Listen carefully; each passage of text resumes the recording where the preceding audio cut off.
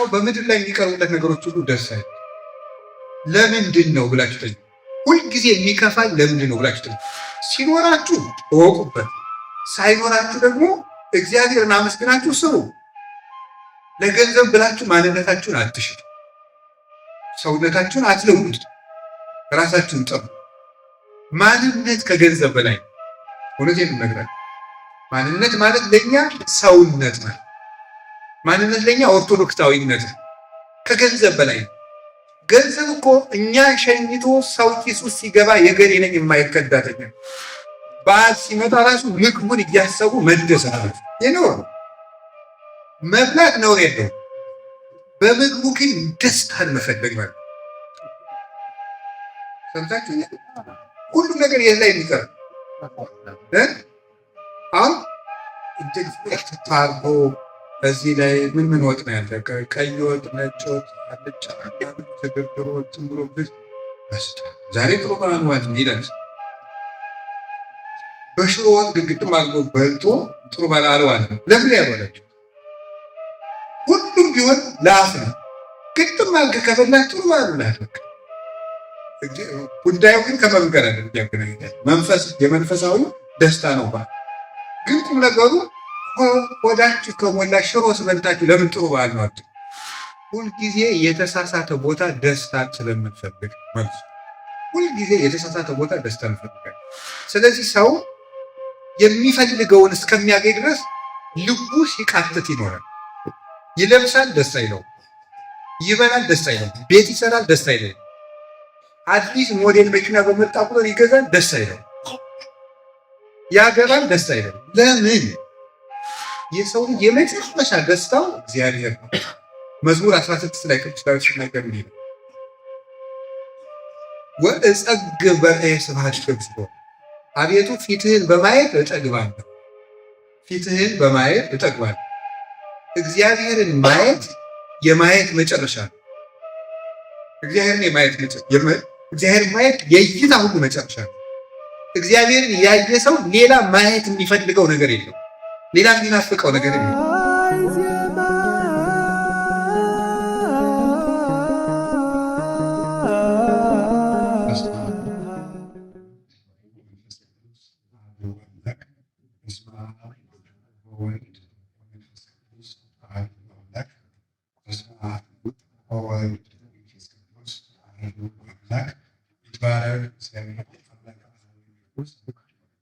ምሕረቱን ቸርነቱን ይቅርታውን በሕይወታችን ላይ ያጸናልን የአባቶቻችን አምላክ ቅዱስ እግዚአብሔር እሱ ለዘላለም የተመሰገነ ይሁን። የእናታችን የቅድስት ድንግል ማርያም የወላዲተ አምላክ የቅዱስ መስቀሉ የቅዱሳን መላእክት የነቢያት የሐዋርያት የጻድቃን የሰማዕታት የመነኮሳት ረድኤታቸው ሁሉ ከእኛ ጋር ይሁን። ክቡር አባታችን መላከ ጽዮን አባ ወልደ ትንሣኤ የዚህ ደብር አስተዳዳሪ፣ የተከበራችሁ ክቡር አባታችን መላከ ሕይወት ቆሞስ አባ ጸጋ ዘአብ የአቡነ ገብረ መንፈስ ቅዱስ ቤተክርስቲያን አስተዳዳሪ፣ ሊቀ መዘምራን ይልማ ኃይሉ፣ የተከበራችሁ የእግዚአብሔር ቤተሰቦች ሁላችሁ ክርስቶስ ተንሥአ እሙታን አሰሮ ለሰይጣን ሰላም ኮነ። ሞቶ ተነስቶ የእኛን መከራ ተቀብሎ ለእኛ ደስታ ሰላም ይሰጠን መድኃኔዓለም ከባሕሪ አባቱ ከአብ ከመንፈስ ቅዱስ ጋር አንድ ለምትሆን መንግስቱ ክብር ምስጋና ይግባው።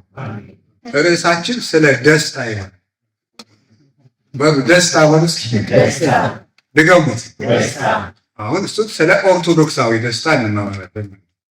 ኦርቶዶክሳዊ ደስታ ምንድን ነው? ስለሱ የምንማረው ምክንያቱም እዛ ጀምሬው ነበረ። በልደቱ ደስ ይላቸዋል ነበር። ደስታ አሁን ስለ ኦርቶዶክሳዊ ደስታ አስተምራቸዋለሁ። ፊልጵስዩስ ምዕራፍ 4 ቁጥር 4 መነሻ እናደርጋለን። በጌታ ደስ ይበላችሁ። እስኪ በሁላችሁም ድገሙ ድገሙ። ይኸውላችሁ ከሰው ፊት ማስተማር ጥቅሙ ይሄ ነው። አሁን እነሱ ባይኖሩ ኖሮ እናንተ ዝም ብላችሁ እየተማራችሁ ነበር፣ ፈርታችሁ ነበር። አባቶች የሚያስፈልጉን ለመታረም ለዚህ ነው ሆኑት ማለት ነው። እሺ በምን ደስ ይበላችሁ? እሺ አሁን ስለ ደስታ አጭር ነገር እነግራችኋለሁ። ደስታ ምንድን ነው? እስኪ አንድ ደቂቃ አስቡ ሁላችሁ።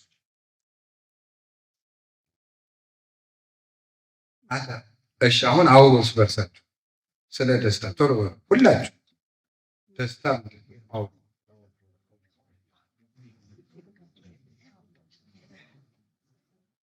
አውሩ ከጎን ለሁለት አውሩ ሁላችሁ። ደስታ ደስታ ምንድን ነው?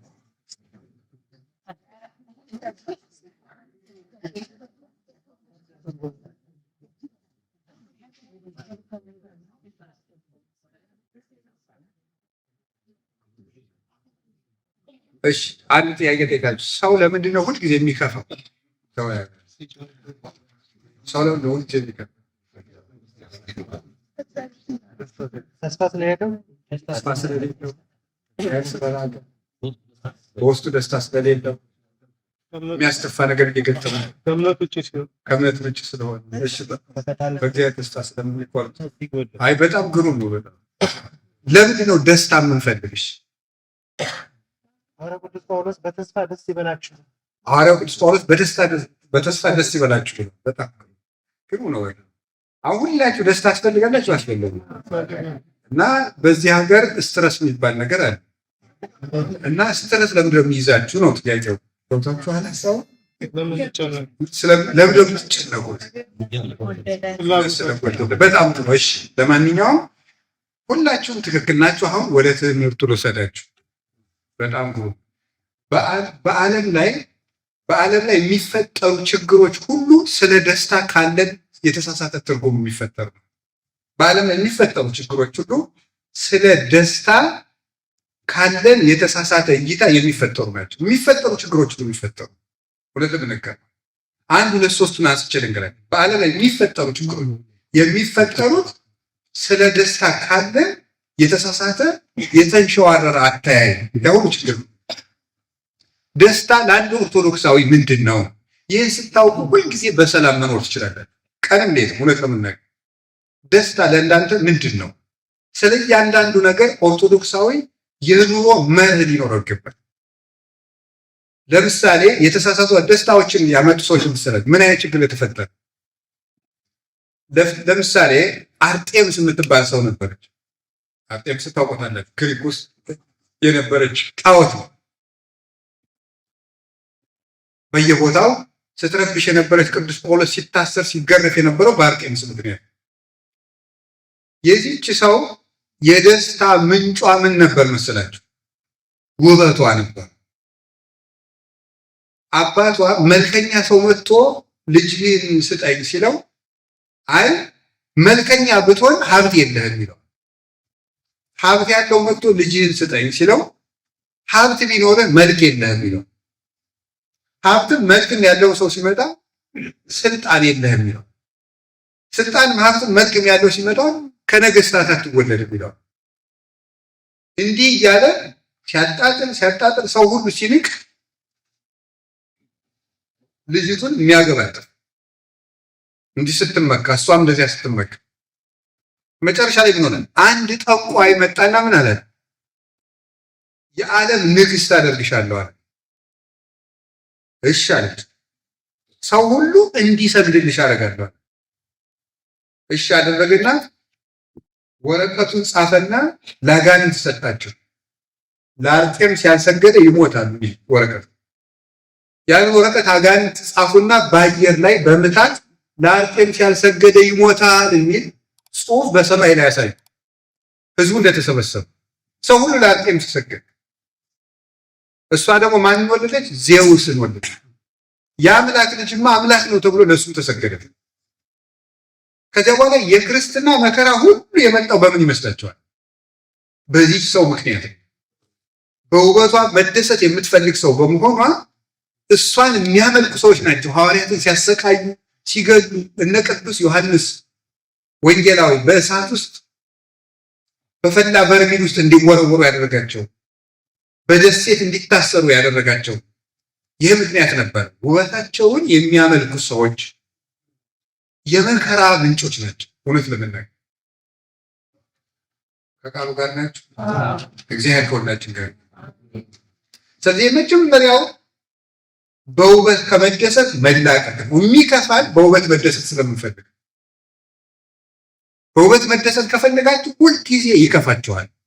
ለምን ይመስላችኋል? እንደዛ የሚደረግ ያልፋል። ረጅም በመሆናችሁ ከተደነቃችሁ ትጎብጣላችሁ፣ ታረጁ። በዚያ መደሰት ከፈለጋችሁ ማለት በፀጉራችሁ የምትደሰቱ ከሆነ ወይ ፎረፎር ወይ ነገር ይመጣልና ያረግፈዋል፣ ይረግፋል። አይናችሁን የምትደሰቱበት ከሆነ ወይ ያረጃል ወይ ደግሞ የሆነ ነገር ኦፕራሲዮን መደረግ አለበት ይባላል። ሁሉም ነገር ይረግፋል።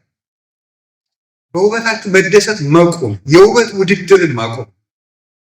የውበት ውድድርን እኔ ከገሌ ጋር ገሌ እንዲህ አድርጎ ገሌ ትናንትና አንድ ሰውዬ እዚህ ያገኘን አባታችን ጋር እዚህ ፈረንጅ የሞሮኮ ሰው ነኝ መሰለኝ የሞሪሸስ ሰው ነኝ እና እንደው ለኢትዮጵያ ሄጄ ነበር አንድ 10 ጊዜ ያለ ምን ትመክረናለህ ለኢትዮጵያውያን አልኩ።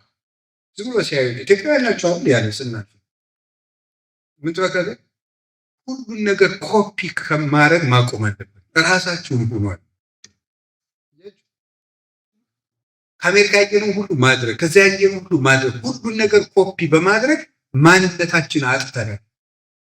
ለኢትዮጵያውያን የምመክረው ከ2000 ዓመት በላይ የሆነ ማንነት አላችሁ። ማንነታችሁን ጠብቃችሁ ነው ብሎ ነበር ይነገረን ማለት ነው። ምሽት ላይ ያገኘነው ወደ ባውስልሽ ነገር።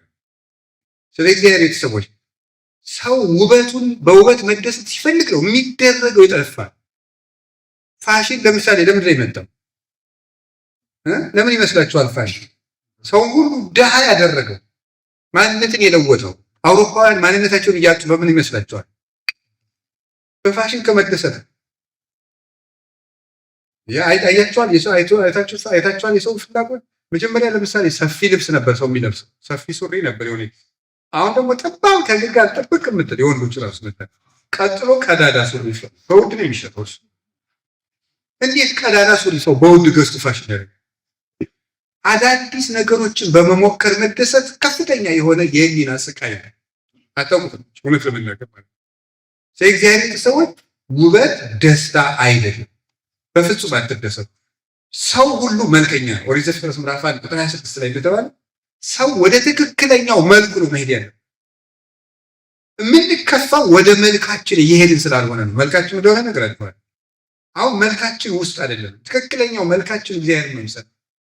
ወደዚያ ስንሄድ ነው ደስታችን መገኘት የሚችለው። አሁን ምን ፀጉሩ ተከረከመም አደገም ምንም አለ ምንም ተደረገ ምንም ደስታ የለም። ሰዎች ተዥጎርጉረው ልባቸው ግን በየደቂቃው የሚደማል ይመስላል እንጂ ሲስቁ እውነት ይመስላል። በፍጹም አይደለም። ተብለጭልጨው ልባቸው ግን የጠቆረ ነው። እንኳንስ የቤተክርስቲያን አባት ዲዮጋኖስ የተባለው ፈላስፋ አላያችሁትም? በጣም ሽቱ የተቀባ ሰው በአቴንስ አደባባይ ሲሄድ ምን ብሎ እንደመለሰለት? መልካም ሽቱ ተቀብተሃል፣ የነፍስህን ክርፋት ግን በምን ማራቅ ትችላለህ ነበር። ውስጥ በሽቱ አይርቅማ። ደግሞ እናንተ የሽቱ ሀገር ነው ያላችሁት። ውስጥ በሽቱ መዓዛው ያኔ ከልብ የሚመጣ ክፉ ሽታ አለ። የቂም፣ የነገር፣ የብቸኝነት፣ የብሶ ያንን አያርቀው። እግዚአብሔር ሰዎች ሁሉ ነገር ያልፋል። እስኪ አንድ ነገር እንገራችሁ። ኤልዛቤልን ታውቋታላችሁ? ታውቋታላችሁ አይደል? መጽሐፍ ቅዱስ ላይ ያለችው ኤልያስን ያሰደደችው ናቡቴን ያስገደለችው ኤልዛቤል በየጊዜው የምትለዋውጠው ምን ነበራት? የወርቅ ዘውድ ነበራት፣ የወርቅ ወንበር ነበራት፣ የወርቅ መጋረጃ ነበራት፣ የወርቅ ካባ ነበራት፣ የወርቅ ዙፋን ነበራት። መጨረሻ ላይ ስምን ሆነች? ሙታ ውሻ ነው የነሳት። የገደሏትም በመስኮት አውጥተው አንጠልጥለው ጥለው ነው የገደሉት። ያ ልብሷ አላደናትም። ያ ውበቷ ተጎትታ ከመሞት አላደናትም። ሰላም አልሰጣትም። የአንድ ድሃ መሬት ሁከት ይሰጣት ነው። ኤልያስሳ ምን ነበረች? አንዲት መጠምጠሚያ ብቻ ነበረች። ያችን መጠምጠሚያ ይዞ ምን አደረገ? አረገ። እግዚአብሔር ነጠቀው። ሲነጥቀውሳ የድሃው የኤልያስ መጠምጠሚያ ወሩሮት ለተማሪው ለኤልሳ ወሩሮለት ሄደ። ኤልሳ ሲሄድ ዮርዳኖስ ሲደርስ የመምሬ የኤልያስ አምላክ ወዴት ነህ ብሎ በመምሩ መጠምጠሚያ ዮርዳኖስ ሲመታው ተከፈለለትና ተሻገረ። የእግዚአብሔር ቤተሰቦች የድሃው የኤልያስ ልብስ እሱን ወደ ሰማይ አሳርጓል፣ ባህር ከፍሎ አሻግሯል። የኤልዛቤል ፋሽን ግን ተንጠልጥላ እንደ ውሻ ከመሞትና ደሟ በውሻ ተለሶ ከመቅረት አላዳላት። ሁከት የሚሰጠን የምንለዋውጣቸው ፋሽኖች አለ። አንደኛው መከራ በውበት መደሰት፣ እግዚአብሔር ሰው። ሁለተኛ በከተማ የሚደሰት አለ። ታውቃላችሁ? በከተማ የሚደሰት በጣም ግርም ይቆርኛል። እንዲህ ያለው ሀገር ጥሩ ነው፣ እንዲህ ያለው ሀገር ጥሩ ነው እያለ በከተማ በቤቱ ዲኮሬሽን ይደሰታል። የሚያዝን ማለት እቃውን እኮን በትክክል ደርድሮ ሲያበቃ እንደገና ደግሞ አደራደሩ አላስደስተው እንደገና ሊደረግ ይባል። እንደዚያ ሁሉ ያለ ሰዋል። በከተማ ውበት ብቶ አይቶ ከተማውን አይቶ አቤት ከተማ አቤት ከተማ። እኔ ለምሳሌ አሁን ፍራንክፈርት ነበርኩ፣ ግን ከተማው ሳላይ ነው የመጣው። እንጨነቀ ብዬ ነው ለከተማ ውበትን ማባክ ባየው ጥሩ ነው። ምን ሙዚየም ምናምን አይቻልም። ከተማ ግን አላይ ነው ጣጥ ጉልበቴን የሚያደርግ ለምደክማል። ኔሮን ቄሳር ታውቁታላችሁ? ኔሮን ቄሳር በከተማ ውበት የሚደሰት ሰው ነበር።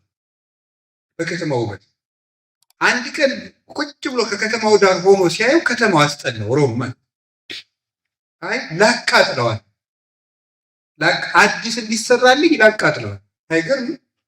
በእሳት አነደደ ሮማ ከተማ በ67 ዓመት በእሳት አቃጠልና ከተማው ሲነድ እያየ ይደሰት ነው። እንዴት አይነት ግፈኛ ሰው! በዚያ ይደሰታል። ከዚያ ስናደረግ ደግሞ ከተማውን አቃጥሎ ክርስቲያኖች ጣዖት አናመልክም በማለታቸው አማልክት ተቆጥተው ነው ይሄ እሳት የወረደብን አለ። በዚያ ምክንያት ነው ቅዱስ ጳውሎስና ቅዱስ ጴጥሮስ ራሱ የተገደሉት። በኋላ ስስሙ ሆነ ህዝቡ አውቆበት ከተማችን አወደመ ብሎ ከከተማው ወጥቶ እየለመነ እየበላ አብዶ ሰውነቱ ሁሉ ተበላሽቶ ነው ይሞት። ከዚያው ከተማ ደስ ከተሰኘበት ከተማ ወጥቶ ማለት ይሄ መረን የሌለው ገደብ የሌለው ደስታ ፈላጊነት። እንዲህ ያለ ችግር መከራ ያለ በዘፈን የሚደሰቱ አሉ። እያደነዘዛችሁ ነው እግዚአብሔር ሰው። አሁን ያውቃለሁ እዚህ ሀገር ስትኖር የቤተሰብ ናፍቆት አለ፣ የሀገር ናፍቆት አለ፣ ብቸኝነት አለ፣ እንዳሰባችሁት አለመሆንም አለ፣ ብዙ ነገር አለ።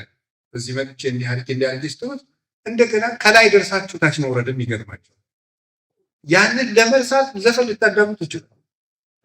ግን ያ ማደንዘዣ እውነቴን ነበር። እስኪ አንድ እቤት ውስጥ እንጀራ ባይኖር አንድ ህፃን ልጅ እንጀራ ስጡ እያለ ቢያስቸግር ዝም ብለው በኋላ እንሰጣለን ብንለውና ዝም ሳንሰጠው ስንቀር ነው እንደገና ስለሙ። ስለዚህ ተመልከቱ ዘፈኑ ይሄ ዝም በል አይምሯችን ለሚጠይቅ ጥያቄ ዝም በል እንለዋለን። ለጊዜው እናባብለዋለን። ለዘፈኑ ስንነሳ እዚያው ሀዘናችን ውስጥ ዘፈኑ ተደምጦ ተኝታችሁ ስትነሱ ያው ብቸኝነት ነው የሚገጥማል። ያ ማደንዘዣ። እነማን ናቸው ታዲያ? ሄሮድስ የዮሐንስ መጥምቅን አንገት ያስቆረጠው በምን የሚደሰት ሰው ነበር? በዘፈን የሚደሰት ሰው። በዘፈን ተደስቶ ዮሐንስ መጥምቅን አስገደለ። መጨረሻ ላይ እሱ ሮማ ሄዶ ከእስራኤል ሮማ ሄዶ ታስሮ ሰውነቱ ሸቶ ቆስሎ የገዛ ስቃውን አብዶ እየወጨቀ እየበላ ነው የሞተ። ማን? ሄሮድስ። በዘፈን የሚገኝ ደስታ የለም። አውልቀን መጣላለን። ምን ለመናገር ደስ ያለው ቢኖር ምን ይበልናል? ይዘው ያዘነ ቢኖር ይጸልይ። የእግዚአብሔር ሰዎች እሱ ደስታ አይደለም። የደስታን ኮምፓሳችሁን አስተካክሉ። ዘወር የምታረጉት ዘወር የምታረጉት ትክክለኛ ደስታ ያለበትን ነግራችሁ ያ በቸም ጸልዩ ነው እንዳት ቆይ ይላል። መጸለይ ነው እውነት ነው፣ ግን መንገዱን ነግራችኋል።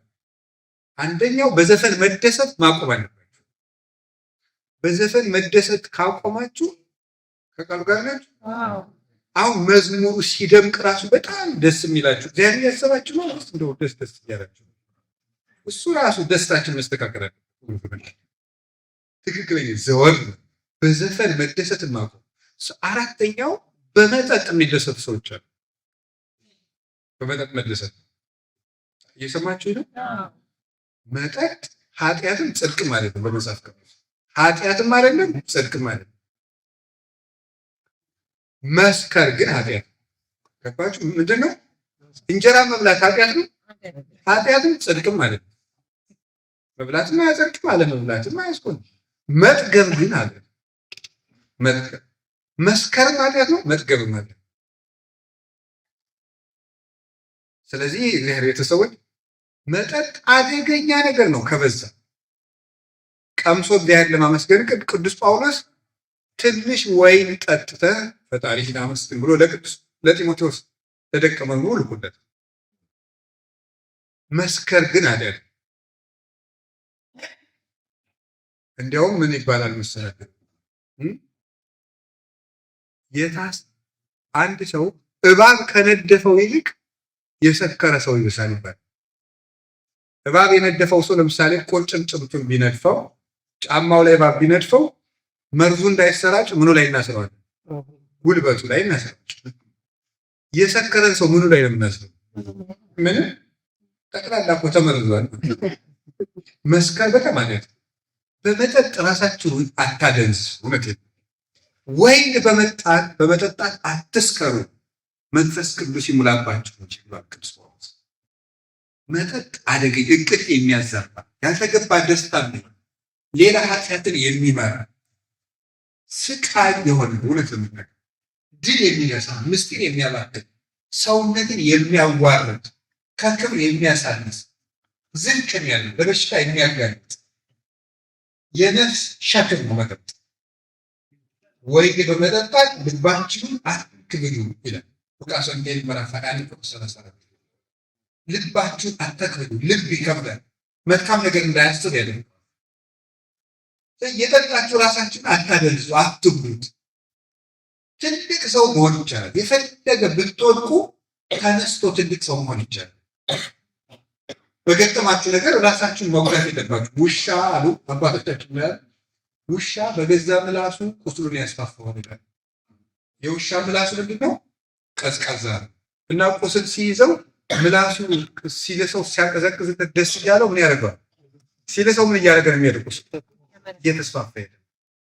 ሰው በጠጣ ቁጥር በዘፈነ ቁጥር የነፍሱ ቁስልና የልቡናው ሐዘን እየጨመረ ሄዳል። ይሄ የተሳሳተ ደስታ ነው። ከቃሉ ጋር ናችሁ? ከቃሉ ጋር ናችሁ? እግዚአብሔር ተወላችሁ ያለ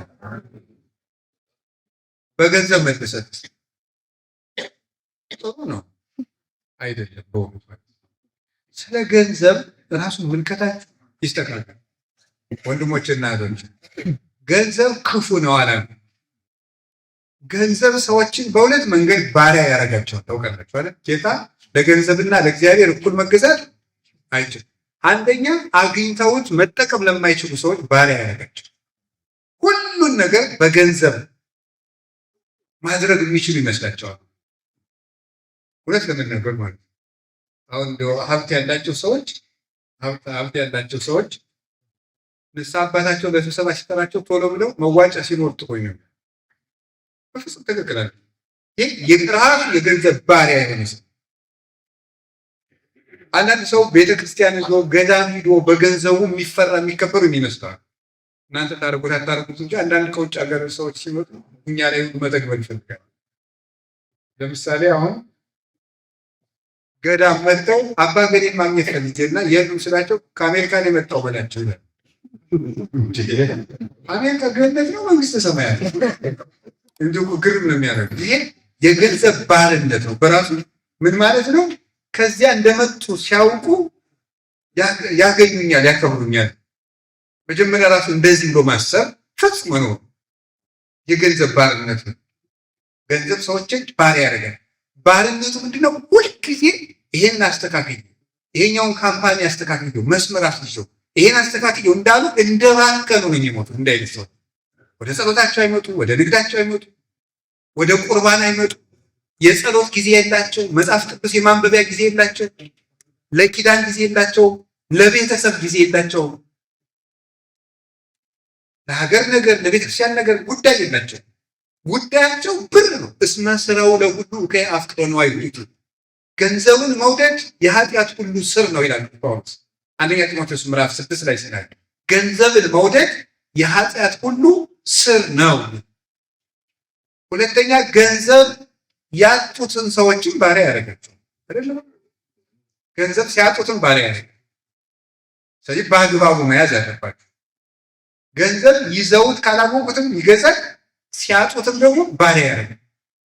ለዚህም ደግሞ አደረገ ሲኖራችሁ እወቁበት፣ ሳይኖራችሁ ደግሞ እግዚአብሔርን አመስግናችሁ ስሩ።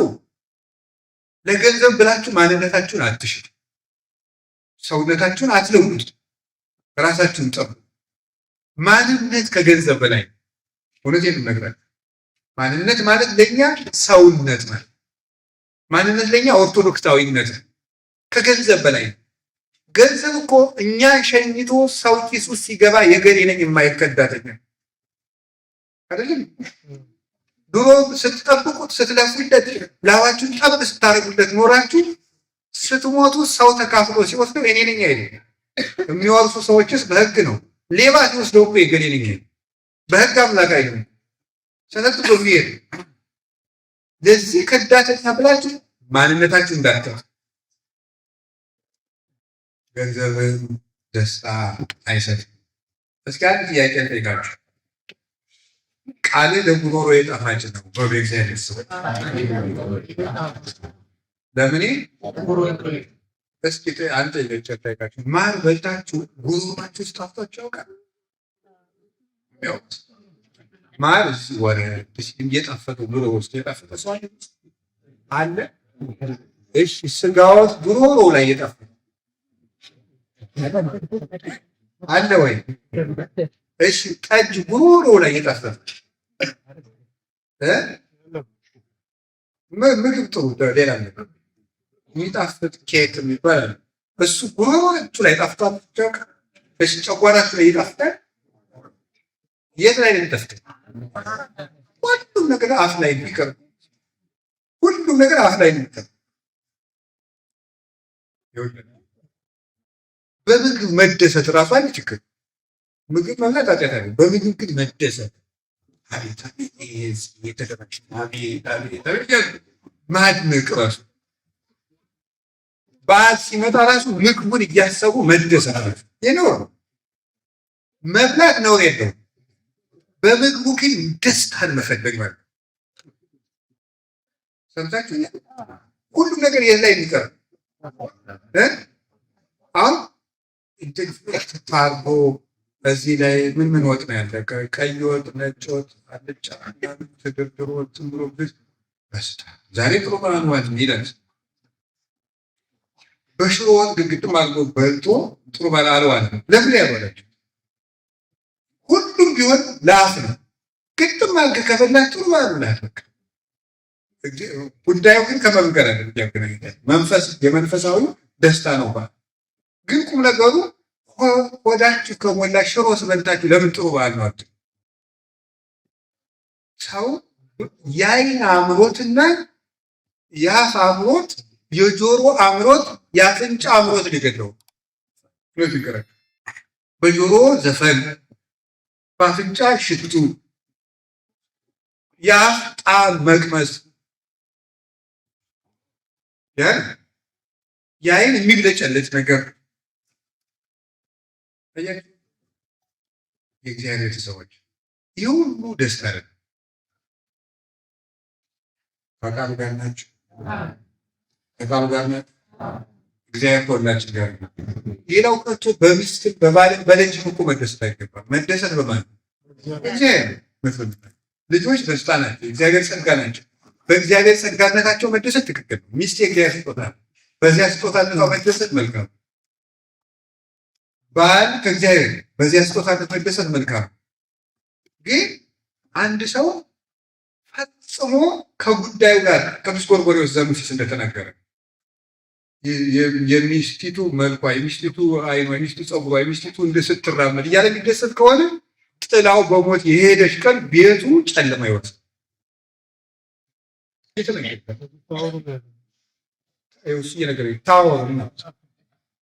ምንድን ነው ሰው ይህን ሁሉ ችግር ያመጣው? ለምን ይመስላችኋል? ሰው ደስታ ማጣት። ሰው ለምንድን ነው የማይረካው ብላችሁ እምነት የሌለውን ሰው ጠይቁት። ሳይኮሎጂስት ይሁን ሳይካትሪስት ይሁን እግዚአብሔር የለም ብሎ የሚያምን ሰው ለምን አይረካም ብላችሁ ጠይቁት።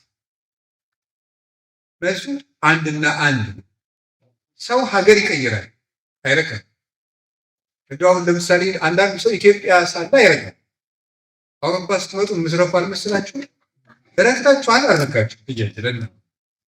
እንደው ከዚህ ሀገር እንደምንም ብዬ ልጣልሽ ብላችሁ አሁን እዚህ መጣችሁ፣ ደስ አላችሁ።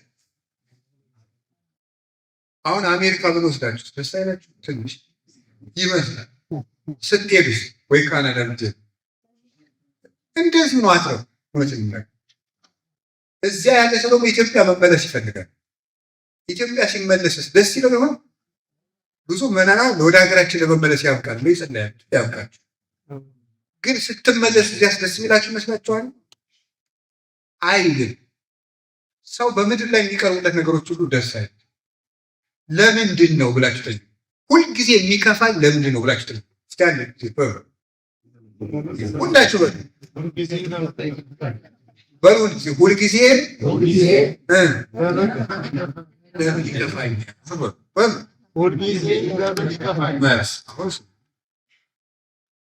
ሁልጊዜ የተሳሳተ ቦታ ደስታን ስለምንፈልግ መልሱ ሁልጊዜ የተሳሳተ ቦታ ደስታን እንፈልጋለን። ሰማችሁኝ? ከዚያ ያ ደስታ ደግሞ ትንሽ ይሰጠንና መልሶ ምን ይደለን? ደስታ እንድንፈልግ ያደርገን። ደስታ እንድንፈልግ ያደርገን። ሁለት ታሪኮችን ብቻ እዚህ ጋር እንገራችሁ። እንግዳ ለምንድን ነው ስትሉኝ፣ የሰው ልጅ የማይረካበት ዋናው ምክንያት የሰው ልጅ ደስታው እግዚአብሔር ስለሆነ። የሰው ልጅ ደስታው እግዚአብሔር ስለሆነ ስለዚህ ሰው የሚፈልገውን እስከሚያገኝ ድረስ ልቡ ሲቃትት ይኖራል። ይለብሳል፣ ደስ አይለው። ይበላል፣ ደስ አይለው። ቤት ይሰራል፣ ደስ አይለው። አዲስ ሞዴል መኪና በመጣ ቁጥር ይገዛል፣ ደስ አይለው። ያገባል፣ ደስ አይለው። ለምን? የሰው ልጅ የመጨረሻ ደስታው እግዚአብሔር ነው። መዝሙር 16 ላይ ቅዱስ ዳዊት ሲናገር እንዲህ ነው፣ ወእጸግብ በርኤ ስብሐቲከ እግዚኦ፣ አቤቱ ፊትህን በማየት እጠግባለሁ። ፊትህን በማየት እጠግባለሁ። እግዚአብሔርን ማየት የማየት መጨረሻ ነው። እግዚአብሔርን ማየት የእይታ ሁሉ መጨረሻ ነው። እግዚአብሔርን ያየ ሰው ሌላ ማየት የሚፈልገው ነገር የለው፣ ሌላ የሚናፍቀው ነገር የለው። አረጋዊ መንፈሳዊ የተባለ የቤተክርስቲያን አባት እስመ ዘእምኀቤከ የዐርፍ ንጽሮተ ኩሉ ነባብያን፣ የአመስጋኞች ወይም የተናጋሪ ፍጡራን የመላእክትና የሰዎች እይታ የሚያልፈው አንተን ሲያይ ብቻ ነው። አንተን ሲያይ የሚያይ ሁሉ ያልፋል። የዓይኖች ሁሉ ማረፊያ የመጨረሻው እግዚአብሔር ነው። እግዚአብሔር ሰው የመስማት መጨረሻው እግዚአብሔርን መስማት። እግዚአብሔርን የሰማ ሰው ሌላ የሚሰማው የሚፈልገው ነገር የለም። እንግዲህ የሚሰሙ ድምፆች ሁሉ አይረብሹትም እግዚአብሔርን የሚሰማ ሰው። ቅዱስ ዳዊት እንዲህ ይላል፣ አጸምዕ ዘይነብበኒ እግዚአብሔር አምላኬ እስመ ውእቱ ይነብብ ሰላመ ለሕዝብ። ፈጣሪ እግዚአብሔር የሚለኝን እሰማለሁ፣ እሱ ለወገኖቹ ሰላምን ይናገራልና ይላል። ማን ነው እሱ? እግዚአብሔር። አንድ አባት በረሃ ውስጥ ሲኖር መላእክትን ለማየት ደረጃ ደርሰው ነበር እና የገበያው ግርግር ራሱ ቅርጫት ሰርቶ ሊሸጥ፣ እንግዲህ መነኮሳት እየሰሩ ነው የሚተዳደሩ። እጅ ስራውን ሊሸጥ ገበያ ሄዶ ያ ሁሉ ገበያተኛ እየተራወሰ እሱ ግን የሚያይ ማን ነው? ሚካኤልና ገብርኤል ነው። ሚካኤል ነው ወይስ ገብርኤል ነው የሚበልጥ እያለ ያደንቃል። ባለ ቅርጫት ስንት ነው አለ። መልሱ ምንድን ነው? ሚካኤል ይበልጥ ወይስ ገብርኤል ብሎ መለሰ። ሞኝ ነህ እንዴ? እኔ ቅርጫት ነው የጠየቅኩህ ብሎ ጥሎት ሁለተኛ ባለቅርጫት ስንት ነው ቅርጫት? ሚካኤል ይበልጣል ወይስ ገብርኤል? መልስ ነው። ሶስተኛ ባለቅርጫት ስንት ነው ቅርጫት? ሚካኤል ይበልጣል ወይስ ገብርኤል? አይ ሞኝ ገዥ አቶ ቤቱ ነው።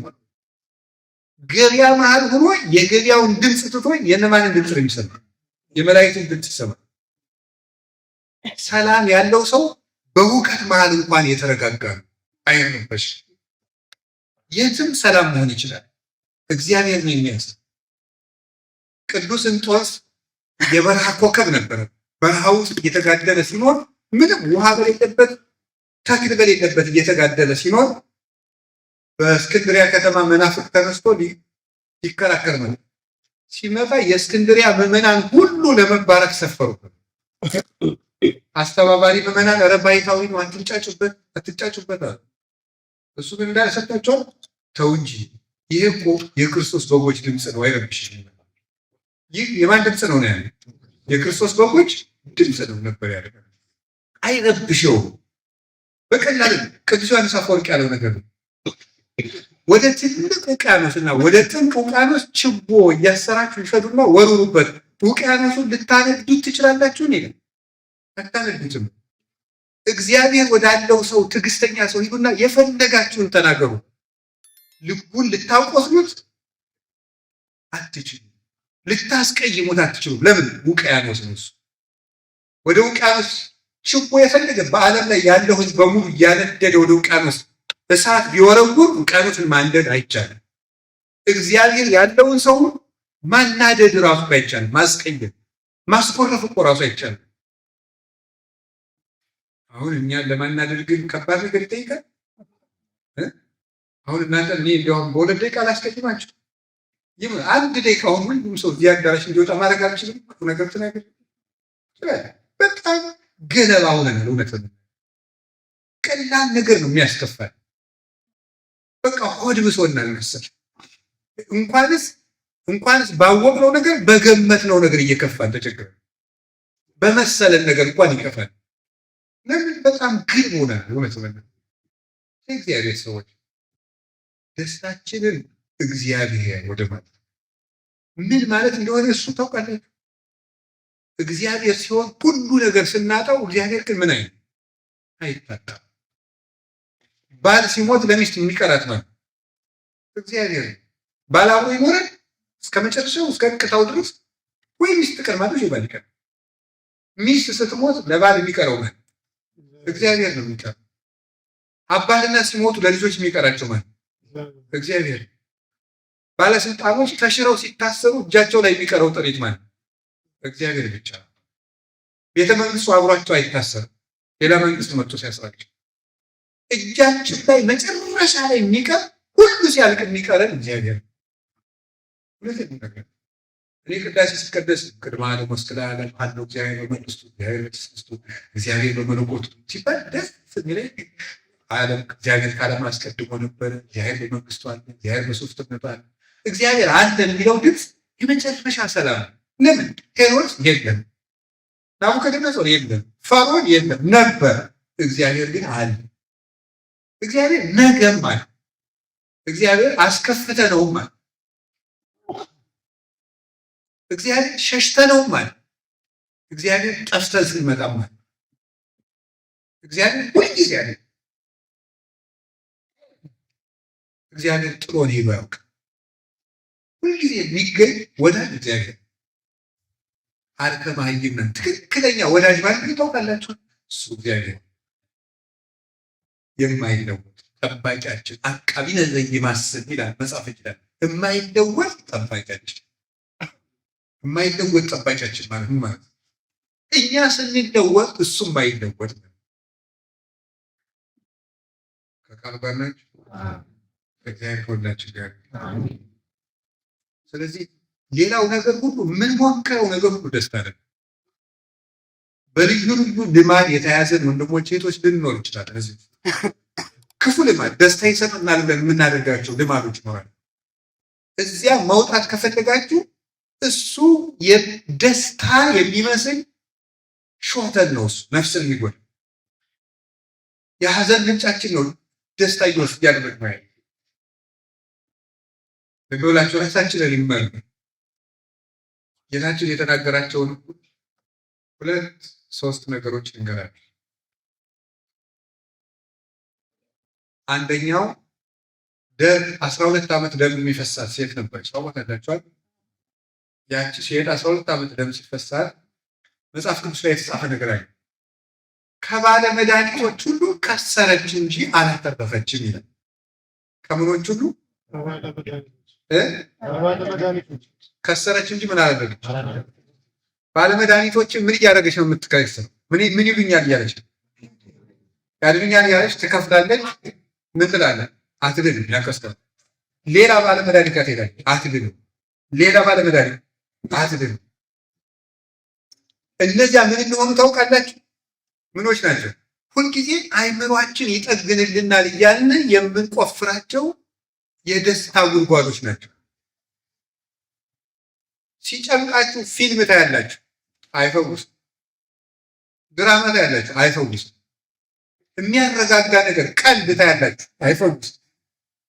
የሚያከስሩ መድኃኒቶች ናቸው። እነዚህ መድኃኒት ይመስሉናል፣ እንሞክራቸዋለን፣ ግን ህሊናችን ውስጥ የሚደማውን ደም ግን ማቆም አይችልም።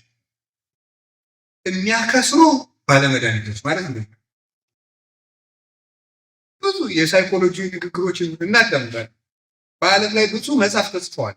የሚያረጋጉ ስሜትን መቆጣጠር እየተባለ ደስታን እንዴት ማግኘት ይቻላል፣ በራስ መተማመን እንዴት ይቻላል እያሉ ሳይኮሎጂስቶች ጻፉልን። እነዚያ ሁሉ የሚያከስሩ መድኃኒቶች ናቸው። በፍጹም አንድ ነገር ግን አደረገች። ምን አደረገች? ጌታ ሲመጣ ሰማችን ላይ ጨርቁን ብዳሰስ ምን አለ? እድናለሁ አለችና ጨርቁን ሄዳ በእምነት ነካች። ደግሞ በአንድ ቀን ቆመ። ጥያቄ፣ ሁላችሁ ዛሬ ጌታን ብታገኙትና ልብሱን ብትዳስሱ ደስ ይላችኋል? እውነት እና ሁኔታ አሁን እንግዲህ እሷ አገኘች፣ በዚህ አካባቢ እየተንቀሳቀሰ እያስተማረ ነው። እኛ ምን እናድርግ? ጨርቁ የት ነው ያለው? ምን ይመስላችኋል? ጨርቅ የተባሉ ምንድነው የተረጎሙት? ነቅዱስ ኤፍሬም ጨርቅ፣ የጌታ ጨርቅ የተባሉ ሐዋርያት ናቸው።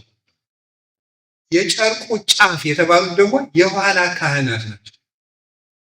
በኋላ የሚነሱ ካህናት ናቸው።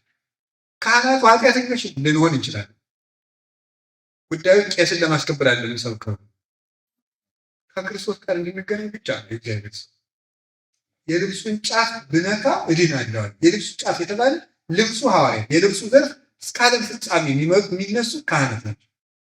እነሱ ጋር ስትሄዱ እረፍት ታገኛላችሁ። ምን ብላችሁ ነው የምታርፉት? እምነታችሁን የሚያሳርፋችሁ። አንድ ቄስ ጋር ቁጭ ስትሉ እንደ ሳይካትሪስት አትጠሩ፣ ወይ እንደ ሳይኮሎጂስት ወይ እንደሆነ አማካሪ አትጠሩ። ለቄሱ ስትናገሩ ማን እንደሚሰማችሁ ነው ማመን ያለበት? ለእግዚአብሔር፣ ለጌታችን ለኢየሱስ ክርስቶስ ለራሱ እንደምትነግሩት ነው ማመን ያለበት። አንድ ቄስ አይደል ማሰብ ያለበት። አብራችሁ ምን ጊዜም ቄሱ ነኩሴ ሊሆን ይችላል፣ ያገባ ሊሆን ይችላል፣ ሌላ ሊሆን ይችላል። ብቻ ግን ክህነት ያለው ሰው ጋር በአንድ ወንበር ስትቀመጡ መሀል ላይ ማን እንዳለ ማመን አለበት? እግዚአብሔር እንዳለ ማመን። ያንን ስታደርጉ ነው ፈውስ የምናገኝ። ብዙ ጊዜ እኮ ለካህናት ጭንቀታችን ተናገር ለምን ማንድን ይመስላችኋል? ድሮ ሐዋርያት ይፈውሱ ነበር። የዛሬ ካህናት ለምን ደግሞ አይፈውሱ? ምልክት ካላየን ቄሱ የሚፈውስ ስለማይመስል ወይም ደግሞ አንዳንድ የካህናት ኃጢአቶችን ስለምናይ ስናይ እንደው መቼም ህጉን ለመጠበቅ ልናዘዝ እንጂ እሱ 40 ዓመት የዘጉ ባይታዊ ብታዩና እሳቸውን ብታዩና አሁን እዚህ ሊመጡ እና ያመማችሁን ሁሉ የምትድኑ አይመስላችሁ አይደል? እንደው ከተማ የሆነ ቄስ ደግሞ ሻሹን ጠብቶ ወዝ እና ገበስላጅ ተሳለ ቢላቸው ያደገኛል ታላችሁ ችግራችሁ እዚህ ላይ ነው። ማድረግ ያለብን ማለት ነው የሚፈውሰን ማለት መድኃኒት የልብሱ ዘርፍ በሉ የልብሱ ዘርፍ ያ ልብስ እኮ ክርስቶስ የለበሰው ልብስ እኮ እንደማንኛው ልብስ ወይ ጥጥ ነው ወይ ሐር ነው፣ ሌላ አይደለም። ልዩነቱ የማን ልብስ ስለሆነ የክርስቶስ ልብስ ስለሆነ ቄሱ እኮ እንደኛ በደለኛ ነው። ልዩነቱ ግን የማን ክህነት ስለያዘ? የካህን ክህነት ስለያዘ። እግዚአብሔር ይፈውሰናል ካል እንድናለን። ስለዚህ የመጨረሻውን ልባችን ውስጥ የሚደማውን ደም የሚያደርቀው የክርስቶስ ደም ነው። የመጨረሻው ደግሞ አንድ ሴት ላስታውሳቸው፣ ዮሐንስ ወንጌል ምዕራፍ 4 ላይ ያለችው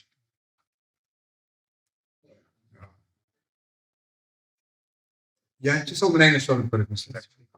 ከደስታ ጋር የሚያዙ ስለሆነ ምን አይነት ሰው ናት? ጌታችን ኢየሱስ ክርስቶስ መንገድ ሰቦ ሄዶ ያገኛት ሴት ሺህ ጊዜ ነው ያስተማርኩት ስለዚህ ሰው፣ ግን ክርስቶስን ስለምትወክል ሁልጊዜ ብናገርላት ወይም ታሪኳ እሱን ስለምትወክል አልሰለችም። ሄዶ ውሃ ስጭኝ አለ። ምን ብላ ነበር የመለሰችለት?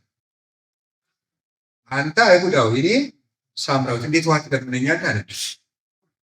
ውሃ የሚለምንሽ ማን እንደሆነ ብታውቂ አንቺ ትለምነኝ ነበር አለ። ምን ብላ ሰጠች? እንዴት አለች። አንተ ይህን ጉድጓድ ከሰጠን ከያዕቆብ ትበልጣለህ አለች። ከዚህ ጉድጓድ የሚጠጣ ሁሉ ይጠማል፣ እኔ የምሰጠውን ውሃ የሚጠጣ ግን አይጠማም። ሁሉ ዘይሰቲም ዝቱማይ ይጸም ወይበጽሕ ዳግም፣ ከዚህ ውሃ የሚጠጣ ሁሉ መልሶ ሊቀዳ ይመጣል፣ መልሶ ይጠማል። እኔ የምሰጠውን ውሃ የጠጣ ግን መልሶ አይጠማም ማለት ነው። ያንን ውሃ ስጠኝ እባክህ መልሼ እንዳልጠማ መልሼም እንዳልቀዳ አለች። ምን ብሎ እንደመለሰላት ታውቃላችሁ? ባልሽን ጥሪውና ልስጥሽ አለ። ባል የለኝም አለችው። ጌታ ምን አላት? ልክ ነሽ፣ 5 ባል ስለነበረሽ ማንን ትጠሪያለሽ? አሁንም ከአንቺ ጋር ያለው ባልሽ አይደለም። ክርስቶስ ሲመጣ እውነቱን ይነግረናል አለችው። እሱን የነኝ አለ። ከዚያ በኋላ ተነስታ በከተማው ሄደችና ሕይወቴን የነገረኝ ኑ ላሳያችሁ እያለች የከተማውን ሰው በሙሉ ወደ ጌታ ተስፋ መጣ። አሁን ነገር አስተውሉ። እግዚአብሔር ሰው የመጀመሪያ ጌታ ያንን ውሃ ከዚያ በኋላ መልሶ ጠይቋታል አልጠይቃትም? አልጠይቃትም። ሁለተኛ ያቺ ሴት ያንን ውሃ መልሳ ጠይቀዋለች አልጠይቀችም? አልጠይቀችም። ጌታ ለምንድን ነው ያን ውሃ መልሶ ያልጠየቃት? ክርስቶስ የጠማው ውሃ ሳይሆን የእሷ መዳን ነበር። ውሃ ጠማኝ ክርስቶስ ውሃ ጠማኝ ያለው የዚያችን ሴት መዳን ነው እንጂ ውሃ አልነበረም። እግዚአብሔር የሚፈልገው ትልቅ ህንፃ አለ። እግዚአብሔር የራበው ትልቅ የወርቅ ጥላ አለ። እግዚአብሔር የራበው ትልቅ መጋረጃ ያለው ቤተሰብ። እግዚአብሔር የራበው ሰው፣ የሰው መዳን ለክርስቶስ ውሃ ጥም። ያ ማለት ማለት ነው ታውቃላችሁ? ውሃ የጠማው ሰው ሊጠጣ የሚቸኩልን ያህል ክርስቶስ ይፈልገናል ማለት ነው። እንደሚወደድ እርግጠኛ ነው። አንድ ሰው ሁልጊዜ ደስታ የሚያጣው እግዚአብሔር እንደሚወደው እርግጠኛ መሆን ሲያቅተው አንዱ ውሃ የተጠማ ሰው ውሃ ለመጠጣት ከሚቸኩል ሰው በላይ እግዚአብሔር ሰው ይጠማል፣ ሰው ይፈልጋል። ደቀ መዛሙርቱ ምግብ አምጥተናል ከከተማ ብላ አሉት። ምን ብሎ መለሰላቸው? እናንተ የማታውቁት ምግብ አለ እኛ ነን። ሐዋርያት ምናሉ ያቺ ሴት አምጥታለት ይሆን ወይስ ማን አምጥቶለት ነው? ጌታ ግን ምንድን ነው ያላቸው? የማታውቁት ምግብ አለኝ ያለው ምን እንደሆነ ታውቃላችሁ? የዚያች ሰው መዳን። የሰው መዳን ለክርስቶስ ምግብ ነው። ያቺ ሴትስ ውሃ መልሶ የማያስጠማ ውሃ ስጠኝ ብላ ሲያበቃ መልሳ ስጠኝ ሳትለው የቀረች ለምን ይመስላችኋል? ያ ውሃ ጌታ ስለነበረ ያንን ውሃ ስላገኘችው የማያስጠማውን ውሃ ስጠኝ ብላ መልሳ ያልጠየቀችው ለዚህ ነበር። ስለዚህ ጌታ ምን አለ? ከዚህ ጉድጓድ የሚጠጣ መልሶ ይጠማል ማለት ይሄ ጉድጓድ የተባለው በዓለም የተዘጋጁ የደስታ ምንጮች ናቸው። ጭፈራ፣ ዘፈን፣ መጠጥ፣ ገንዘብ፣ ሌላ ውበት፣ ዝሙት፣ አመንዝራነት፣ ፈቃድን መፈጸም እንዲህ ያሉት ነገሮች ሁሉ መልሰው የሚያስጠሙ የውሃ ጉድጓዶች ናቸው። መልሰው የሚያስጠሙ ማለት ምን ማለት ነው? የዛሬ እንዳድርገውና ንስሐ ገባለሁ ስንል መልሰን ደግሞ ነገ እንድናደርገው ያስገድዳል። የዛሬ ላድርገውና ነገ ንስሐ እገባለሁ ስንል መልሶ ነገ እንድናደርገው ይገፋል። ኃጢአትን ጠልቶ እንጂ አድርጎ ማቆም አይቻልም። ስለዚህ መልሰው የሚያስጠሙ ጉድጓዶች ማለት ሰርተው በቃኝ የማያስብሉ ዛሬን ጨፍሬ ልተው ዛሬን አመንዝሬ ልተው ብሎ መውጣት የማያስችል ጉድጓድ ነገም አምጡ የሚያሰኝ ክፉ ጉድጓድ ነው። ከዚያ ጉድጓድ የጠጡ ሰዎች ሁሉ መልሰው ተጠምቀዋል። ሰሎሞን 2-3 ሴት ሲል ነው 1000 ሴት እስከ ማግባት የደረሰ። 1000 ሴት አግብቷል። አንደኛ ነገሥት ምዕራፍ 11 ቁጥር 1 ጀምሮ የሰሎሞን 1000 ሚስቶች ነበሩ። ያ እንግዲህ ኃጢአትን ሁልጊዜ ዛሬ ምንድን እያለ ነው የጀመረው? ቆይ ችኛይቱን ሴት ከዛ ከዚህ በኋላ አቆማለሁ ከዛ 4 ከዛ አቆማለሁ 5 አቆማለሁ ሲል 1000 ደረሰ። ቀጥሎስ ምን አደረጉት? ጣዖት አመለከ። ሴቶቹ እኛን መከተል ከፈለግ ጣዖት አመለከ። እግዚአብሔርን ትቶ የጣዖት መሰዊያ ሰራ፣ ለጣዖት አጠነ። ሰሎሞንን ያሉት እግዚአብሔር በዚህ ምክንያት መንግስቱን ፈለገ፣ ከፈለ። ለዚህ ነበረ መጽሐፈ መክብብ ምዕራፍ 1 እና ምዕራፍ 2 ስታነቡት አትክልት ተተከልኩ፣ አዝማሪ አበዛው፣ ሴቶችንም አበዛው፣ ሁሉም ነፋስን እንደመከተል ነበር። ነፋስን የተከተለ ሰው ጅራቱን አይዘው መያዝ ያለው ደስታ ያሳደደ ሰው እጁ ላይ የሚቀር ነገር የለም፣ ልቡ ወድቆ ነው የሚቀር። ስለዚህ መልሰው የሚያስጠሙ ጉድጓዶች ያላቸው ኃጢአት በሞከርነው ቁጥር መልሰን እንድንሰራው ምንጭ የሚሆን ስለሆነ ከዚህ ጉድጓድ የሚጠጣ ይጠማል። እስኪ በሉ ከዚህ ጉድጓድ የሚጠጣ ነው መልሶ ምን ይላል? ስለዚህ አንድ የለመዳችሁት ኃጢአት ቢኖር ስሩትና ነገ ትተውታላችሁ ሲላችሁ በዲናችሁ የምትመልሱት መልስ ነው። ከዚህ ጉድጓድ የሚጠጣ የዛሬን ስሩትና ነገ ትተውታላችሁ ሲላችሁ ዲናችሁ መልሳችሁ ምንድን ነው? ከዚህ ጉድጓድ ዛሬ የሚጠጣ ነገ መልሶ ይጠማኛል፣ ስለዚህ አልጠጣም። ከዚህ ጉድጓድ የሚጠጣ መልስ የለም። የዛሬን ጫጭቅም የተዋለ የዛሬን አጭሼ የዛሬን ጨፍሬ የተዋለ የለም። የመዳን ቀን ዛሬ ነው። የማያስጠማው ውሃ ግን ማን ነው?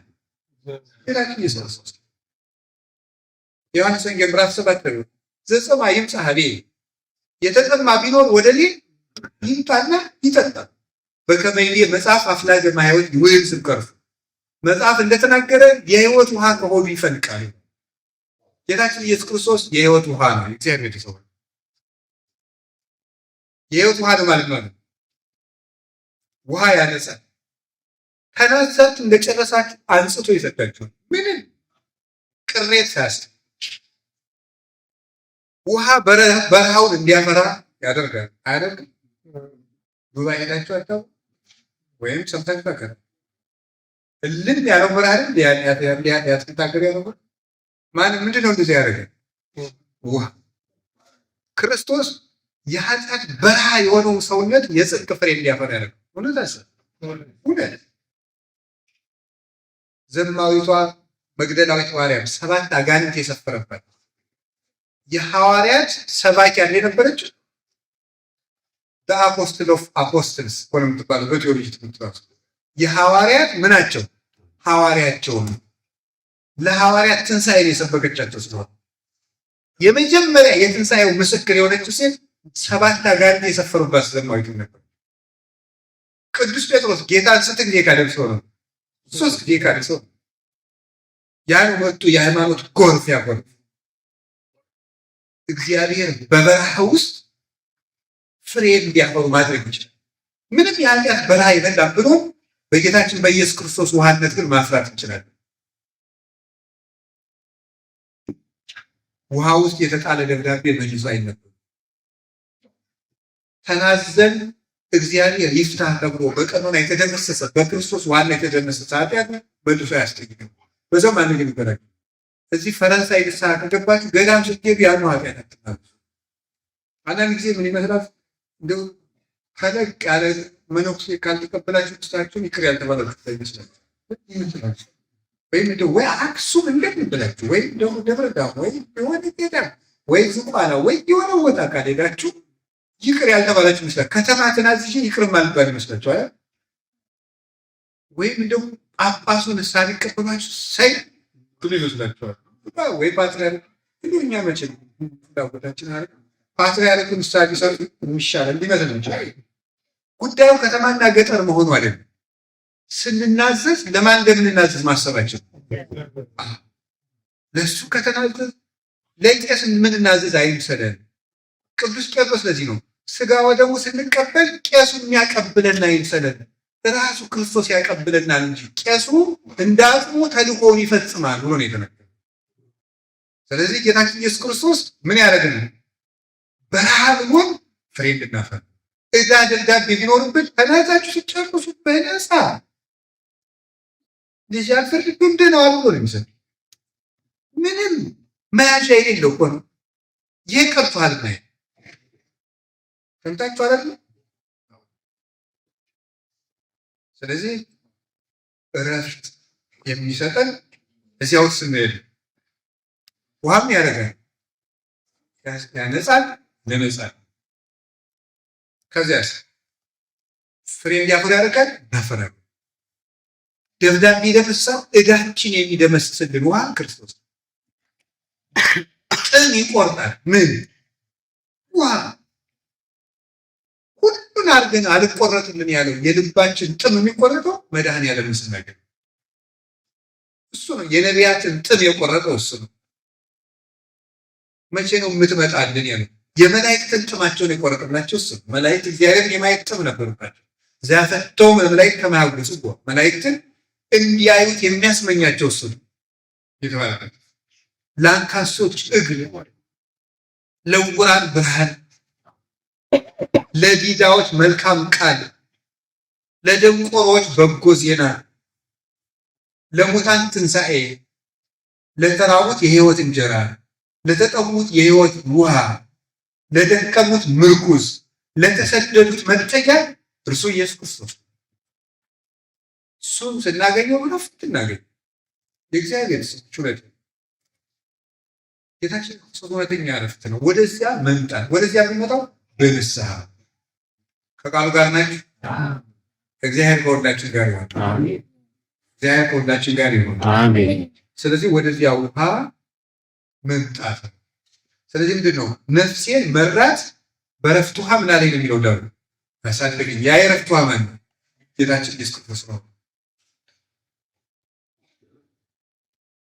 አሁን ሁላችን ረፍት እንድናገኝ ህሊናችንን ወደ ጌታችን ወደ ኢየሱስ ክርስቶስ መመለስ። ያን ስናገኝ ደስ ይለናል። አንድ ታሪክ ብቻ ላስታውሳችሁ። ሐዋርያትን እንዲህ ብሏቸው ነበር ጌታ፣ ደስታችሁን የሚወስድባችሁ የለም። ሰማችሁ? ደስታችሁን ወስዱ የሚወስድባችሁ ማንም ጊዜ ያለች ሐዋርያትን ምን የሚወስድባቸው የለም ያለ? ደስታችን የሚወስድባቸው የለም። እንዴት የሚወስድባቸው የለም? እስኪ ከሐዋርያት አንድ ሁለት ሶስት ጥቀሱ። ጴጥሮስ ተዘቅዝቆ ነው የተሰቀለ። ጳውሎስ አንገቱ ተቆርጦ ነው ያለ።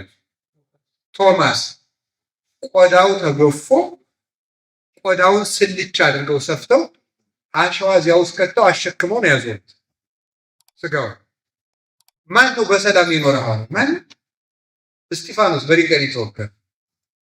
ታዲያ ደስታችሁ የሚወስድባችሁ የለም የሚለው አይጣላም? አልተጋጨም? ስለዚህ ምን እያለ ነበር? ደስታችሁ ያለው ማን ነው?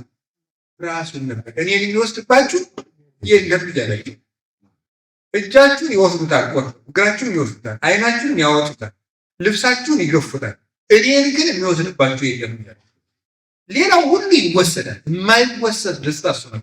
የሐዋርያት ሥራ ምዕራፍ 5 ላይ ስለ ጌታችን ኢየሱስ ክርስቶስ ትንሣኤ ሲያስተምሩ ሐዋርያትን በኢየሱስ ክርስቶስ ስም እንዳታስተምሩ ብለው ገረፏቸው። ተገርፈው ሲወጡ ደስ እያላቸው ወጡ። ደስ እያላቸው። እንዴት ሰው ተገርፎ ሊወጣ ይችላል? ሲወጣ ደስ ይለዋል። ገረፏቸው፣ ኃይላቸውን ወሰዱት፣ ክርስቶስን ግን አልወሰዱባቸው። ትክክለኛ ደስታ እሱ። ከቃሉ ጋር ናት። ከቃሉ ጋር ናት። እግዚአብሔር ከወዳችሁ ጋር አሁን እውነት የነገራችሁ ይህንን ደስታ ማግኘት ከክርስቶስ ጋር መኖር ውጭ ያሁን ወንዶችን ሴቶችን እንዲሁ ደስ እንዲል ብላችሁ አታውቁ። እሺ የምር ነገር ሰው ስላማችሁ እንዳታውቁ። ይሄ ለእህቶቻችን የሚያጋጥም አይመስላችሁም? በቃ እንደው ጭንቀቱን ለመገላገል ቢሆን አንዱ ላግባዋት ፈታን ምወጣት ትክክለኛ ሰው ከመጣ ብቻ ነው የሚቆርብ ሰው ከእግዚአብሔር ጋር የሚያገናኛችሁ እስከ መንግስተ ሰማያት የሚጓዝ ሰው ነው እንጂ እንደው ብቸኝነቱን ልገላገለው ብላችሁ ብትገቡ ራሱን የቻለ ሲኦል የሆነ ሰው አለ።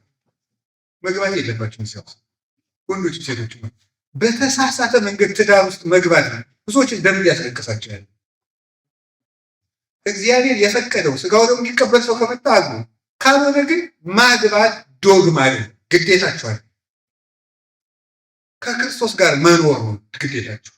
ደስታችን እሱ ነው። ቢቻላችሁ መልካም ሰው ከመጣ ጥሩ ትዳር ቅዱስ ነው ብሎ መጽሐፍ ቅዱስ ራሱ ጌታችን ኢየሱስ ክርስቶስ ተገኝቶ ወይም የባረከበት ክቡር ጸጋ ለቤተክርስቲያን የተሰጠ ቤተክርስቲያን የቀጠለችበት አንዱ የተቀደሰ ሰንሰለት ትዳር ካልሆነ ግን ሰው ቁሞ ቀረ፣ ሰዎች ቁማ ቀረች እንዳይልብላችሁ ከብቸኝነት ለመላቀቅ ብላችሁ ማግባት የለባችሁ። በማን ደስ ይበላችሁ? ንገሩኝ እንጂ ደግሜ እላችኋለሁ በክርስቶስ ደስ ይበላችሁ። እስኪ ባሉ ኤፌሶን ማለት ፊልጵስዩስ ምዕራፍ 4 ቁጥር 4 ቅዱስ ጳውሎስ ምን አለ? እስኪ ሁላችሁ በሉ ደግሜ እላችኋለሁ በሉ ሁልጊዜ በጌታ ደስ ይበላችሁ። ደግሜ እላችኋለሁ ሁልጊዜ ደግሜ እላችኋለሁ ሁልጊዜ እንዳሳብ ነገራቸው እግዚአብሔር ስም በአንድ ነገር ሁልጊዜ መደሰት ይቻላል። ለምሳሌ በሰርግ ሁልጊዜ መደሰት ይቻላል። መቼ ብቻ ነው መደሰት ይቻላል? በህፃንነታችሁ ሁልጊዜ መደሰት ትችላላችሁ። ምክንያቱም ማን ይመጣል ያሳልፈዋል? ወጣትነት። በወጣትነት ሁልጊዜ መደሰት ይቻላል። ምክንያቱም ማን መጥቶ ይተካዋል? እርጅና ይተካዋል። ሁልጊዜ መደሰት የሚቻለው በማን ብቻ ነው? በእግዚአብሔር ብቻ። ሁልጊዜ መደሰት የሚቻለው በሱ። ሁልጊዜ የናፈቃችሁት ቦታ ኢትዮጵያ ትሄዳላችሁ። አንዳንድ ሄዳችሁ ተደስታችሁ ስትመለሱ በሉ እንግዲህ ገና እያላችሁ እያለቀሳችሁ በዘመድም ሁልጊዜ መደሰት አይቻልም። አንድ ሳምንት ወይም 3 ወር። በክርስቶስ ግን ሁልጊዜ መደሰት ይቻላል። ሁልጊዜ ማናጣው ደስታችን ጌታችን ኢየሱስ ክርስቶስ ነው። ብቻችሁን ስትሆኑ ሲጨንቃችሁ ስራ ውላችሁ የዚህ ሀገር ስራ በጣም አጨናናቂ ነው። ስራ ውላችሁ ባዶ ዶርማችሁ ስትገቡ ብቻችሁን እንደሆናችሁ አታስቡ። እዚያ ውስጥ ባላል እስከ ዓለም ፍጻሜ ድረስ እኔ ከእናንተ ጋር ነኝ ብሎ አማኑኤል ማለት ነው እግዚአብሔር እኛ ጋር ነው። አማኑኤል በሉ ድገሙ። ምን ማለት ነው? እግዚአብሔር ከማን ጋር ነው? ብቻችሁን አይደለም። ክርስቲያን ብቻውን አይደለም። አልተጠመቃችሁ ምን ታረም ማለት የተጠመቃችሁ ሁላችሁ ክርስቶስን ለብሳችሁታል። ቅዱስ ጳውሎስ እስኪ በሉ የተጠመቃችሁ በሉ ማን ለብሳችሁታል? ክርስቶስን ለብሳችሁ። ብቻችሁን አይደለም። ስጋዬን የበላ ደሜን የጠጣ እኔ ከእርሱ ጋር እኖራለሁ። ጌታችን ኢየሱስ ክርስቶስ ከእኛ ጋር። ብቻችሁን አይደላችሁ። ስትገቡ እያማተባችሁ መግባት፣ መጽሐፍ ቅዱስን ማንበብ፣ ጸሎታችሁን መስጠት። አልጋ ላይ ሆናችሁ እንቅልፋችሁ እስከምትመጣ 5 ደቂቃ ካለቻችሁ ጋደም ብላችሁ የጌታ ልደቱን በህሊናችሁ መተረክ። ቤተልሔም ነበረ፣ ከዚያ አርበኞች ተሰብስበው በህሊናችሁ ነው የምትተረኩት። ስቅለቱን መተረክ፣ ትንሣኤውን መተረክ፣ ጉዞዎቹን መተረክ በህሊናችሁ። የዛን ጊዜ አብሮን ይሆናል እሱ። ያ የመጣ ረፍት ይሰጣችኋል። የሚያውቃችሁትን ነገር ሁሉ ቆርጦ ይጥለዋል እሱ። እሱ ፍጹም ሰላም። አይዟችሁ ድሀ አደጎች እንድትሆኑ አላደረጓችሁም፣ ሰላሜን ተውላችኋል። የምሰጣችሁ ሰላም ደግሞ ዓለም እንደሚሰጣችሁ አይደለም ብሎ ስትናገር ከቃሉ ጋር ናችሁ። ከክርስቶስ ጋር መኖር ደስታ ይሰጣል ማለት በክርስቶስ ፈቃድ፣ በክርስቶስ ሕግ፣ በክርስቶሳዊ ህይወት መኖር እና መውቀር። የመጨረሻው ነግራችሁ ያንን ውሃ አግኙና ተነሱ። እስኪ ስጋው ደግሞ አትቀበሉ እጃችሁ አውጡ ግዴላችሁ ጨቃቶች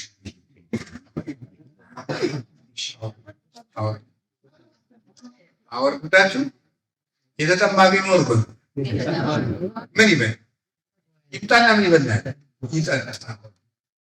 ስለዚህ ሁላችሁም ለሥጋው ደግሞ ተቀበሉ። የእግዚአብሔር ሰዎች ሁላችሁ እኔ ኃጢአተኛ ነኝ ነው መልሳችሁ አይደለም?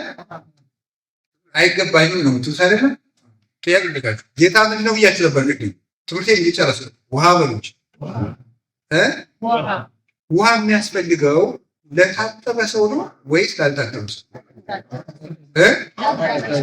ታዲያ እናንተ ኃጢአተኛ ነኝ ካላችሁ ጌታ ኢየሱስ ክርስቶስ ደግሞ ምንድን ነው ውሃ ነው ያነሳቸው። ጥሩ ውሃ የሚያስፈልገው ለጠጣ ነው ለተጠማ? ታዲያ ኃጢአተኛ ማለት እኮ የተጠማ ነው። መድኃኒት የሚያስፈልገው ለታመመ ነው ለጤነኛ ነው? ጌታችን ኢየሱስ ክርስቶስ ስለዚህ ምንድን ነው መድኃኒት፣ እኛ ምንድን ነን በሽተኞች። እንዲያውም የሚያስፈልገን ለማን ነው? ለእኛ ለመሸኞች ነው የሚያስፈልግ ከጻድቃን ሁሉ ይልቅ። እኔ ጻድቃንን ልጠራ አልመጣሁም። ማንን ልጠራ ነው የመጣሁት? በሽተኞችን ወይም ኃጥአንን ልጠራ ነው የመጣሁት ነው። የእግዚአብሔር ሰዎች ይህን ነገራችሁ ጋንዛ ሀሳብ ነገራችሁ ይቆርባል አይቆርም? ቆርባል። የሚቀድስ ቄስ ሁሉ መጀመሪያ ማን ቆርቦ ነው? ራሱ ቆርቧል። እኛ የሚያውቀው ቄስ ኃጢአት ይሰራል አይሰራም? ታዲያ ለምን ይቆርብ? ኃጢአተኛ ሰው መቁረብ ካልተገባው ቄሱ ለምን ነው የሚቆርቡት እንጂ? እናንተ ለምን ነው ኃጢአተኛ ነኝ እያላችሁ ከቤተክርስቲያን የምትጠፉትና ከክርስቶስ ለይታችሁ ተለይታችሁ የምትባዝኑ? እንደዛ ከሆነ ለምን ቄሱ? እሺ ጳጳስ ኃጢአት ይሰራል አይሰራም? ይሰራል። አይቆጣም? ጳጳስ አይቆጣም? አይሳደብም? አይቀየምም? ጳጳስ ይቀየማል። ታዲያ እንዴት ይቆርባል? ለምን ይቆርቡታል? ማንኛውም ሰው በክርስቶስ ይቅር ተብሎ ነው የሚቆርበው እንጂ የበቃ ሰው የለም። ተገብቶት የሚቆርብ ሰው የለም። ጸሎተ ንስሐ ስንነበብ አልሰማችሁም እንዴ? ምንድን ነው የሚለው ካህኑ? እኔንም ወራዳነቴን አይተህ ፍታኝ። እስቲ በሉ ማን እንደሚለው ራሳቸው ቅዱስ ፓትርያርኩ ቢቀድሱ እኔንም ምንድን ነው የሚሉት? ወራዳነቴን አይተህ ፍታኝ። ፓትርያርኩ ቢቀድሱ ራሱ ወራዳነቴን አይተህ ፍታኝ ብለው ነው የሚቀድሱ እንጂ እኔ ንጹሕ ነኝ ብሎ የሚቆርበኝ። መጨረሻ ላይ እናንተ አታውቁትም። ውስጥ መቅደስ ላይ ካህኑ ነው የሚለው እግዚኦ መሐረነ ክርስቶስ ከተባለ በኋላ ቄሱ የሚጸልየው አንድ ጸሎት አለ። ስጋው ደግሞ የሚቀበል ለራሱ ኦ እግዚእ ኢየሱስ ክርስቶስ ኢይደልወኒ ከመ ትብአ አይተ ጠፈረ ቤቴ ርኩስ እስመ አነ አስተቆጣይኩከ። ጌታ ኢየሱስ ክርስቶስ ሆይ ወደ እኔ ጣራ ልትገባ አይገባህም። ጣራ የሚለው ምኑን ነው? ሰውነቱን አስቀይሜሃለሁና ነው የሚለው። በድዬሃለሁ እረክሻለሁና ወደ እኔ ልትገባ አይገባኝም። ግን ስለ ዮሐንስ መጥምቅ ብለህ ስለ እናትህ ስለ ድንግል ማርያም ብለህ ይቅር በለኝ ብሎ ነው የሚቀበል። ይህ የምቀበለው ስጋና ደም ለፍርድና ለኩነኔ አይሆንም ብሎ ነው የሚቀበል።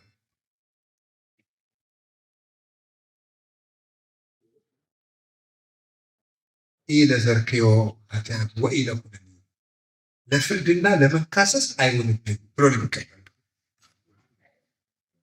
ስለዚህ እግዚአብሔር ቤተሰቦች ለማንም ሰው ስጋው ደግሞ እገሌ ተገብቶታል የሚባል የለም። ከሐዋርያት ጀምሮ በክርስቶስ ቸርነት ነው ሁላችን የሚቆርቡ። ቅዱሳን ሐዋርያት እንኳን ቢሆኑ ያለ እመቤታችን ያለ ቅድስት ድንግል ማርያም በቀር በሕሊናው እሳት ተሸክሞ ያልበደለ ሰው የለም።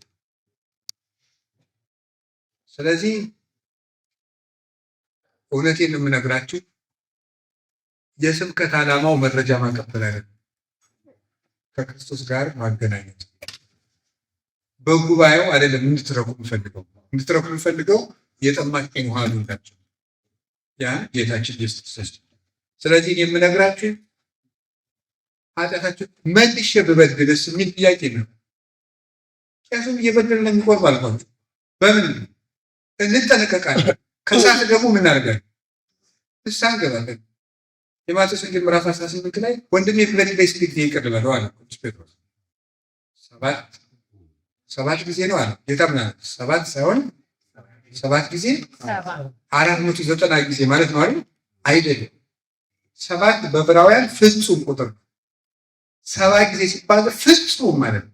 ወንድሜ ቢበድለኝ የተባለው ስለ ቂም ማለት ነው ጉዳዩ። ሰዎች እየበደሉ ንስሐ ቢገቡ ስንት ጊዜ ንስሐ ልስጣቸው? ጌታም ደግሞ ፍጹም በበደሉ ቁጥር ምን በላቸው? ይቅር በላቸው፣ ስርየት ስጣቸው። ከበደል ንስሐ እንግባል። በነገራችን ላይ ሁሉም የማይቆርብ ክርስቲያን ያለ የኢትዮጵያ ኦርቶዶክስ ተዋሕዶ ክርስቲያን ማን እንደመጣው ማይታው። የህንድ ኦርቶዶክስ ክርስቲያኖች 2.5 ሚሊዮን ኦርቶዶክስ ካላቸው 2.5ቱም ይቆርባል። የሶሪያ ኦርቶዶክሶች ያላቸው ሁሉ ይቆርባል። የግብፅ ኦርቶዶክስ ያለው ሁሉ ይቆርባል። እንደዚህ ያለ ጅልነት ያለን የኢትዮጵያውያንና ኤርትራውያን ብቻ ከግራይ መሐመድ ወዲህ የመጣበት እንጂ አንድ ክርስቲያን ሳይቆርብ ክርስቲያን አይባልም ራሱ። ስለዚህ የምንኖርለት ዓላማ ራሱ ከክርስቶስ ጋር ነው። እንዴ እውነቴን ነው። ስጋው ደግሞ ተቀበሉ። እንደው ምናልባት የማይቆርብ ባል ቢገጥመኝ ካላችሁ ሴቶቹ ቅልጠው ላይ ይቀራል። እውነቴን ነው። ምክንያቱም ዛሬ ወንዶቹ ቆርበን ማግባት አንፈልግም እያሉ ነው አሉ ነው። ካልቆረበ እልም ብሎ ይቅር፣ ከክርስቶስ ጋር ሙቱ። በቃ የማይቆርብና የማትቆርብ ሚስት አታውቁ፣ ጥቅም የለም። የትዳር ዓላማው ኑሮን መተጋገዝ አይደለም፣ በህብረት መዳን መንግስትን መውረስ። ሰው የሚያገባው ለመጽደቅ ነው እንጂ በኑሮ ለመረዳዳት አይደለም። ለመጽደቅ ነው የሚያገባው። አንድ የድነት መጓዣ መንገድ ጉዞ ነው። የመንግስተ ሰማያት ጉዞ ነው ትዳር እንጂ አዋጥቶ መኖሪያ አይደለም። ስለዚህ እግዚአብሔር የተሰወረ ምንም ነገር ስጋው ደሙ ተቀበሉ። አሁን ከቻላችሁ ሰኔን ተዘጋጅታችሁ ሐምሌ ላይ ቁረቡ፣ ጾሙ፣ ንስሐ ግቡ ከእነዚህ አባቶቻችሁ ጋር። ካልሆነ ሐምሌና ነሐሴ ቢሆን ተዘጋጅታችሁ መስከረም ላይ ቁረቡ። ታው የመዳን ቀን ዛሬ ከዛሬም አሁን እንግዲህ ጌታችን ኢየሱስ ክርስቶስ ተመልሶ መጥቶ የሚሰብካችሁ እንዳይመስላችሁ። ከፋም በጀም መጽሐፍ ጽፎ ሄዷል። መጽሐፉን እያደረስኩላችሁ ጊዜ የምናገኝ ይመስላል። ኢትዮጵያ ውስጥ አሁን ሕፃናቱም ትልቁም እየተቀጨ እየሞተ ነው። ምናልባት እናንተ ሰላም ሀገር ነው የምንኖረው ብላችሁ ኮሮና የመጣ ጊዜ ስንት ሰው ንስሐ ገብቶ እኔ ማነው ትንሽ በቀጠለ ነው ሰው ንስሐ እንዲገባ ያንቺ ፖለቲከኛ ሁሉ ሲናዘዝ ነው። ልክ የኮሮና ሲመጣ አውሮፓ መኖር አሜሪካ መኖር አፍርቷል። ሁሉም ረገፈ። አሁን አንድ ጠብ ቢመጣ በአንድ መሳሪያ የምናልቅ እኮ ነው ሁላችን። ለምሳሌ አያድርገውና ሶስተኛ ዓለም ጦርነት የሚጨምር በአንድ የምንጠፋ አይደለም። በዚያን ጊዜ በአሜሪካ የጦር አውሮፕላኖች ሂሮሺማና ናጋሳኪ አመድ ከሆኑ የዛሬ ኑክሌር ደግሞ እንዴት ዓለምን አንድ ሊያወድም እንደሚችል አታውቁ። እንዲሁ በደቂቃ አንድ የከፋው ፕሬዚዳንት እኮ ኑክሌር ሊጫን ማለት እኔ ነግሬያቸዋለሁ። ከሞት ጋር ውል የለም። አሁን ብንመለስ መልካም ከሚያሳርፈን አምላክ ጋር አብረን እግዚአብሔር ለሁላችንም ረፍት ይስጣል። ስብሐት ለእግዚአብሔር። ይቆይ።